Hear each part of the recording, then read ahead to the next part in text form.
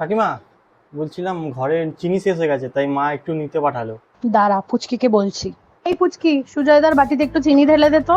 ঠিক আছে। কাকিমা আসছি তাহলে। হ্যাঁ, আবার আসিস। কাকিমা, মা কি তোমাদের ঘরে? ঘরে তালা ঝুলছে দেখলাম। না তো, তোর মা তো আজ আমাদের বাড়ি আসেনি। আচ্ছা ঠিক আছে। রাস্তায় এখন কি করবি? আয় আমাদের ঘরে এসে বস, তোর মা এলে চলে যাবি খন। ঠিক আছে কাকিমা। এই, তুই কফি খাস তো? না না, অত ব্যস্ত হতে হবে না।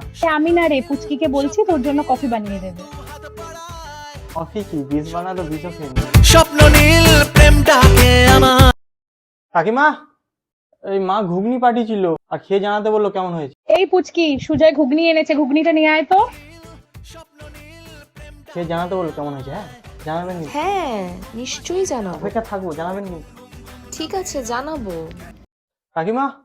কাকিমা তো ঘরে নেই, একটু ও আচ্ছা, বেরিয়েছে। বলছি ঘরে একটু শেষ হয়ে গেছে, লাগবে। হ্যাঁ, কি লাগবে বলো। আপনাকে। কি বললে? না না, মানে নুন। আপনি কি শুনলেন? না না, কিছু না। দাও, বাটিটা দাও।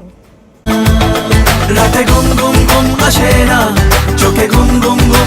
কাকিমা ডেকেছিলে? কিছু ব্যাপার আছে? পুচকি এখন বায়না ধরেছে কি দেবের সিনেমা আসছে, ধূমকেতু দেখতে যাবে।